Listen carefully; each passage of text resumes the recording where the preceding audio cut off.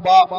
আল্লাহ বলছেন, ওগো আমার রাসূল, ওগো আমার হাবিব, আপনি আপনার উম্মতদেরকে জানিয়ে দিন, আমি তোমাদের কাছে কোনো কিছুরই বিনিময় চাই না, একমাত্র আমার আহলে বায়াতের মহব্বত চাই। আল্লাহ সুবহানাহু ওয়া তাআলা আপনার আমার নবী সরওয়ারে কায়নাত, ফখরে মওজুদাত, পয়গম্বরে আযম জনাবে মুহাম্মদুর রাসূলুল্লাহ সাল্লাল্লাহু আলাইহি সাল্লাম সম্পর্কে হাদিসে কুদসির মধ্যে বলেছেন, লাউলা কালামা খলাকতুল আফলাক। হে আমার হাবিব, আমি আল্লাহ আপনাকে সৃজন না করলে, আপনাকে সৃষ্টি না করলে, আপনার অস্তিত্ব না হলে কোন জিনিসের অস্তিত্ব হতো না, কোন জিনিস সৃষ্টি হতো না।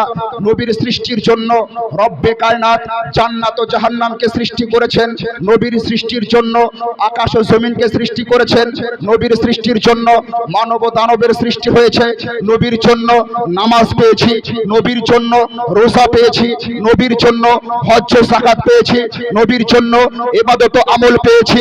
এই পৃথিবীর মধ্যে যা সৃষ্টি হয়েছে, যা এখনো হচ্ছে, যা কিয়ামতের সকাল পর্যন্ত হবে, প্রত্যেকটা নিয়ামত, প্রত্যেকটা জিনিস আল্লাহর রাসূল পয়গম্বরে আযম জনাবে মুহাম্মদুর রাসূলুল্লাহ সাল্লাল্লাহু আলাইহি সাল্লামের সদকায় পেয়েছি, তারই সদকায় পাচ্ছি, তারই সদকায় পাবো। সেই দিকেই লক্ষ্য করে আল্লাহ সুবহানাহু ওয়া তাআলা আপনার আমার নবীকে সম্বোধন করে বলেছেন, ও আমার হাবিব, আপনি আপনার উম্মতদেরকে জানিয়ে দিন, হে আমার উম্মত, আমি মুস্তাফা তোমাদেরকে নামাজ দিয়েছি, তার বিনিময়ে কিছু চাই না। হে মুস্তাফা, আপনি আপনার উম্মতদেরকে জানিয়ে দিন, আমি তোমাদেরকে রোজা পাইয়ে দিয়েছি, তার বিনিময়ে কিছু চাই না। আমি হজ্জ যাকাত পাইয়ে দিয়েছি, তার বিনিময়ে কিছু চাই না। আমি ইবাদত ও আমল পাইয়ে দিয়েছি, তার বিনিময়ে কিছু চাই না। এই আকাশ ও জমিন, পাহাড় ও পর্বত, চন্দ্র সূর্য গ্রহ, যা কিছু দেখা যায়, যা কিছু দেখা যায় না, প্রত্যেকটা জিনিস পয়গম্বরে আযম জনাবে মুহাম্মদুর রাসূলুল্লাহর ওসিলায় আপনি আমি পেয়েছি। তার জন্য আপনার আমার নবী পয়গম্বরে আযম জনাবে মুহাম্মদুর রাসূলুল্লাহ কোনো কিছু চাই না, একমাত্র তার আহলে বায়াতে আতহারের মহব্বত চাই। সে আহলে বায়াত কারা? আল্লাহর রাসূল পয়গম্বরে আযম জনাবে মুহাম্মদুর রাসূলুল্লাহ সাল্লাল্লাহু আলাইহি সাল্লামের নাস থেকে যারা জন্মগ্রহণ করে, আল্লাহ নূর হইতে মুস্তাফাকে বানিয়েছেন নূর করে। রাসূলুল্লাহর গর্ভে থেকে, রাসূলুল্লাহর আপনার নাস থেকে যারা পৃথিবীর জমিনে জন্মগ্রহণ করেছে, তারাও হলো নূর। এই জন্য আমার আলা হযরত বলেছেন, তেরি নসলে পাক মে হে বাচ্চা বাচ্চা নূর কা, তেরি নসলে পাক মে হে বাচ্চা বাচ্চা নূর কা, তু হে আইনে নূর, তেরা সব ঘরানা নূর কা। নারে তাকবীর, নারে তাকবীর, নারে সম্মানিত হাজিরিন, রিসালাত। বক্তব্য দেওয়ার সময় নাই, আমি জাস্ট হুজুরের চা খাওয়ার আগ পর্যন্ত মাত্র কয়েকটা মেসেজ আপনি আমি আল্লাহর রাসূল পয়গম্বরে আযম জনাবে মুহাম্মদুর রাসূলুল্লাহ সাল্লাল্লাহু আলাইহি সাল্লামের জন্য প্রত্যেকটা জিনিস পেয়েছি। সেই নবী কোন নবী? আল্লাহ রাব্বুল আলামিন পবিত্র গ্রন্থ আল কোরআনের মধ্যে বলেছেন, ইউসাব্বিহু লিল্লাহি মা ফিস সামাওয়াতি ওয়া মা ফিল আরদ। আল্লাহর আকাশ জমিনের মধ্যে যা আছে, প্রত্যেকটা জিনিস আল্লাহর সন্তুষ্টির জন্য আল্লাহর তাসবিহ তাহলিল করে। আকাশ তাসবিহ করে, আল্লাহর সন্তুষ্টি চাই। জমিন তাসবিহ করে, আল্লাহর সন্তুষ্টি চাই। মানব দানব তাসবিহ তাহলিল করে, আল্লাহর সন্তুষ্টি চাই। সারা কায়নাত আল্লাহর সন্তুষ্টি চাই, আল্লাহকে রাজি ও খুশি করতে চাই। কিন্তু আল্লাহ রাব্বুল আলামিন কাকে রাজি ও খুশি করতে চাই? পবিত্র গ্রন্থ আল কোরআনের মধ্যে আল্লাহ জানিয়ে দিয়েছেন, কুল ইন কুনতুম তুহিব্বুনাল্লাহ ফাত্তাবিউনি ইউহিব্বুকুমুল্লাহ। হে রাসূল, আপনি আপনার উম্মতদেরকে জানিয়ে দিন, তোমরা যদি আল্লাহর সান্নিধ্য লাভ করতে চাও, তোমরা যদি আল্লাহর নৈকট্য লাভ করতে চাও, তোমরা যদি আল্লাহর কাছে প্রিয় হতে চাও, ফাত্তাবিউনি, তোমরা আমাকে ফলো করো, তোমরা আমার মহব্বত করো। তাহলে বুঝা গেল আল্লাহর সান্নিধ্য লাভ করার মাধ্যম হলো মুস্তাফার মহব্বত, আল্লাহর কাছে প্রিয় হওয়ার মাধ্যম হলো মুস্তাফার মহব্বত। মুস্তাফার মহব্বত যদি অন্তরের মধ্যে না ধারণ করা যায়, মুস্তাফাকে যদি রাজি ও খুশি না করা যায়, আল্লাহর দরবারে আল্লাহর কাছে প্রিয় হওয়া যাবে না, আল্লাহর সান্নিধ্য লাভ করা যাবে না, আল্লাহর নৈকট্য লাভ করা যাবে না, আল্লাহর তাকাররুব হাসিল করা যাবে না। আল্লাহর তাকাররুব হাসিল করতে গেলে কি করতে হবে? আল্লাহর তাকাররুব করতে হাসিল করতে গেলে কি করতে হবে? রাসূলুল্লাহর মহব্বত অন্তরের মধ্যে ধারণ করতে হবে। সেই রাসূলের মহব্বত কেমন মহব্বত? সারা জগৎ তো আল্লাহর সন্তুষ্টি চায়, আল্লাহ মুস্তাফা জানে রহমত সাল্লাল্লাহু আলাইহি সাল্লামের সন্তুষ্টি চায়। এই জন্য আমার আলা হযরত আজিমুল বরকত কানজুল কারামাত মুজাদ্দিদ দ্বীন মিল্লাত ইমাম ইশকে মোহাব্বত ইমাম আহমদ রাজা খা ফাসিলে বেরলভী রাদিয়াল্লাহু তাআলা আনহু বলেছেন, खुदा की रजा चाहते हैं तो आलम, खुदा की रजा चाहते हैं तो आलम, खुदा चाहता है रज़ाए मुहम्मद। खुदा রাসূল করিম সাল্লাল্লাহু আলাইহি সাল্লামের সন্তুষ্টি চাই, সারা জগৎ আল্লাহর সন্তুষ্টি চাই। সেই নবীর মহব্বত, সেই নবীর প্রেম, সেই নবীর ইশক, সেই নবীর ভালোবাসা ঈমানের জান, ঈমানের জান, ঈমানের প্রাণ। মুস্তাফার মহব্বত যদি অন্তরের মধ্যে না ধারণ করা যায়, মুস্তাফাকে যদি অন্তরের মধ্যে জায়গা না দেওয়া যায়, নামাজ পড়লে নামাজ কাজে দিবে না, রোজা রাখলে রোজা কাজে দিবে না, হজ্জ যাকাত করলে হজ্জ যাকাত কাজে দিবে না, ইবাদত ও আমল কাজে দিবে না, কোনো কিছুই কাজে আসবে না। প্রত্যেকটা ইবাদত ও আমল রবের দরবারে মাকবুল কবুল তখনই হবে যখন অন্তরের মধ্যে মদিনাওয়ালা মুস্তাফার মহব্বত জন্ম হবে। যখন অন্তরের মধ্যে মদিনাওয়ালা মুস্তাফার মহব্বত জন্ম হবে। আমার রাসূলকে কতটা ভালোবেসেছেন সাহাবায়ে কেরাম আপনারা জানেন। মক্কা থেকে যখন আমার নবী মদিনায় হিজরত করেছিলেন, গারে সুরের মধ্যে আবু বকর সিদ্দিক রাদিয়াল্লাহু তাআলা আনহু নবীর মহব্বতে, নবীর ভালোবাসায়, নবীর প্রেমে সাপের আপনার আঘাত পাওয়ার পর পুরো শরীরে বিষ আপনার ছড়িয়ে গিয়েছিল। তারপরেও মদিনাওয়ালা মুস্তাফার ঘুমের ব্যাঘাত ঘটে যাবে বলে, মদিনাওয়ালা মুস্তাফার শানে বেয়াদবি হয়ে যাবে বলে তিনি আপনার চিৎকার করেননি, রাসূল করিম সাল্লাল্লাহু আলাইহি সাল্লামকে জাগ্রত করেননি, তিনাকে সাপে কামড় দিয়ে দিয়েছেন। তিনি সহ্য করতে করতে যখন সহ্যের সীমা পার হয়ে গিয়েছে, চোখের পানি টস টস করে পড়তে আরম্ভ করেছে। আল্লাহর রাসূল পয়গম্বরে আযম জনাবে মুহাম্মদুর রাসূলুল্লাহ সাল্লাল্লাহু আলাইহি সাল্লাম আবু বকরকে জিজ্ঞাসা করেন, আবু বকর তুমি কান্না কেন করো? বলে, ইয়া রাসূলুল্লাহ, ইয়া হাবিবাল্লাহ, মক্কা থেকে আপনার সফরের সঙ্গী হয়েছি, মদিনায় আপনার সঙ্গে যাব, এই গারে সুরের মধ্যে প্রবেশ করেছিলাম ইয়া রাসূলুল্লাহ। অনেকগুলো ছিদ্র ছিল, কাপড়কে ছিঁড়ে ছিঁড়ে সবগুলো বন্ধ করেছি, একটা ছিদ্রকে বন্ধ করতে পেরেছিলাম না। ইয়া রাসূলুল্লাহ, আপনার জানের রক্ষার জন্য, আপনার প্রাণের রক্ষার জন্য, আপনার জীবনকে বাঁচানোর জন্য, আপনার ভালোবাসায়, আপনার প্রেমে আমি সেই ছিদ্রটার মধ্যে পায়ের গোড়ালিটাকে আমি প্রবেশ করিয়ে রেখেছিলাম। তার মধ্যে একটা বিষধর সাপ হয়তো রয়েছে, সেই সাপ আমাকে কামড় দিয়েছে। আবু বকর সিদ্দিক নবীর মহব্বত কতটা করতেন, সাপের কামড় খেয়েছেন, পুরো শরীর আপনার বিষাক্ত হয়ে গিয়েছে। আবু বকর সিদ্দিক কতটা নবীকে মহব্বত করতেন। আল্লাহর রাসূল পয়গম্বরে আযম বলেছিলেন, ও আমার সাহাবায়ে কেরাম, তোমরা কে কতটা পারবে মাল আমার দরবারে আনো।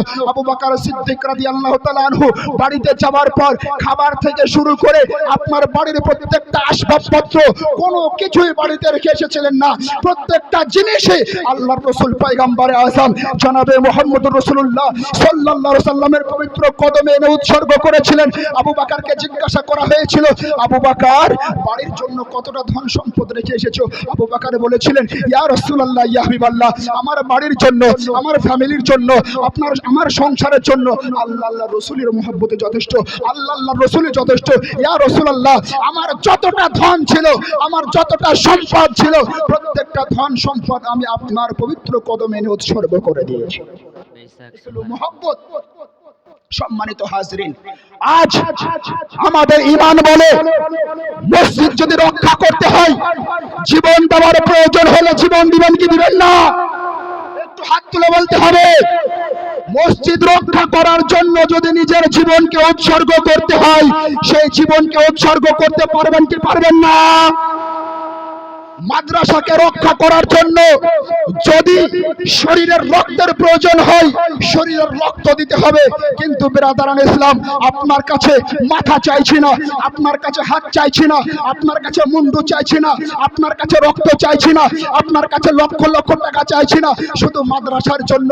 এই মাদ্রাসার আজ থেকে 4 বছর আগের আপনারা দেখেছেন কেমন ইতিহাস ছিল, মাদ্রাসার অবস্থা 4 বছর আগে কেমন ছিল, এখন মাদ্রাসার অবস্থা কেমন আছে।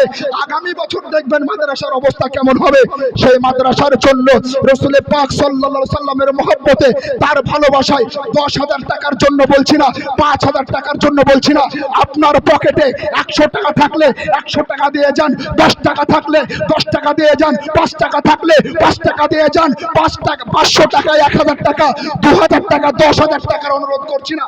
যার কাছে যেমন আছে, নবীর মহব্বতে, নবীর ভালোবাসায়, নবীর প্রেমে, রাতের অন্ধকারে মদিনাওয়ালা মুস্তাফার মহব্বতকে অন্তরের মধ্যে ধারণ করে সেই রাসূলের প্রেমে, সেই মাদ্রাসার জন্য, মাদ্রাসার উন্নয়নের জন্য 100 টাকা করে, 200 টাকা করে, 50 টাকা করে, 100 টাকা করে, 2 টাকা করে, 5 টাকা করে, আপনার দরবারে, আপনার কাছে, আপনার পকেটে যা আছে আপনি তাই দেন। হুজুর বক্তব্য দেবেন, হুজুরের চা খাওয়া শেষ, বক্তব্য শুরু। জি, আব্দুল মুস্তাফা সবই নিয়ে চলে গেল। আমি আপনাদের কাছের বাড়ির মাদ্রাসার প্রত্যেক দিন আসি,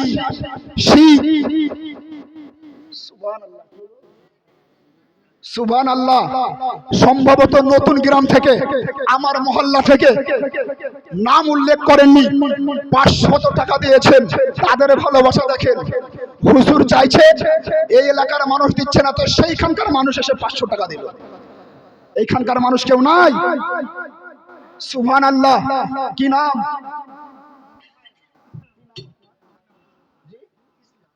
ইসলাম শেখ।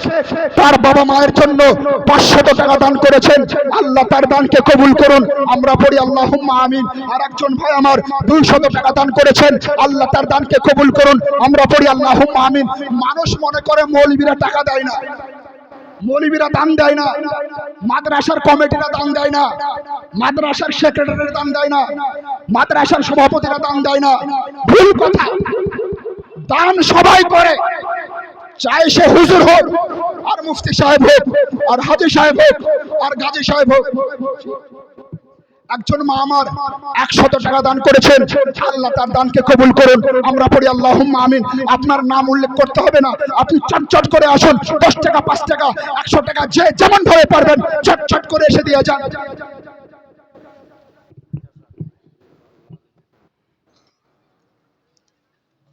সুবহানাল্লাহ। আমাদের মাদ্রাসার প্রধান শিক্ষক, আমাদের অভিভাবক, 1 2 3 4 5 6 7 8 9 10 5 কত হয়? 5,000 না? একটা মাদ্রাসার শিক্ষক মাত্র 3 4 5,000 টাকা বেতন। সেই রকম ব্যক্তি যদি 5,000 টাকার দান করতে পারে, তাহলে আরো যারা আমরা মাসে হাজার হাজার টাকা রোজগার করি, আমাদের কত করে করা উচিত ছিল? নাদের ভাই 500 টাকা দান করেছেন, আল্লাহ তার দানকে কবুল করুন, আমরা পড়ি আল্লাহুম্মা আমিন। আমি আর চাই, আমি বুঝতে পারছি আপনারা হুজুরকে মহব্বত করেন, হুজুরকে ভালোবাসেন, হুজুরের বক্তব্য শুনবেন, হুজুরের বক্তব্য চলাকালীন বা শেষে বা হুজুর যখন চাইবেন তখন আপনারা প্রত্যেককেই যে যেমন ভাবে পারবেন আসবেন, হুজুরের হাতে দিবেন, মুসাফা করবেন, দোয়া নিয়ে যাবেন। আর বিলম্ব না করে এবারে আজকের এই জালসার যিনি প্রধান বক্তা, আমাদের সকলের মাথার তাজ, আমাদের মাদ্রাসার আরেকজন শিক্ষক দেলোয়ার সাহেব, তিনিও 1,000 টাকা দিব বলেছেন, আল্লাহ তার দানকে কবুল করুন, আমরা পড়ি আল্লাহুম্মা আমিন। এবারে আপনাদের নাদের, তার বাবার নামে আরো 1,000 টাকা, আল্লাহ তার দানকে কবুল করুন, তার পিতা মাতাকে জান্নাতীবাসী করুন, আমরা সকলেই পড়ি আল্লাহুম্মা আমিন। এবারে আপনাদের সামনে বক্তব্য রাখবেন আমাদের মাথার তাজ উলামায়ে উস্তাজুল উলামা মুনাজির আহলে সুন্নাত হযরত আল্লামা মাওলানা মুফতি ফজলুর রহমান মিসবাহি সাহেব কিবলা ঝাড়খণ্ডী। তিনি বক্তব্য দিবেন, তাকে আমরা পেয়েছি। আল্লাহর অসংখ্য অগণিত শুকরিয়া আদায় করি, সেই অর্থে আমরা সকলেই আল্লাহর নামের বড়ত্ব বর্ণনা করি, সকলেই উচ্চ স্বরে পড়ি নারায়ে তাকবীর, নারায়ে তাকবীর, নারায়ে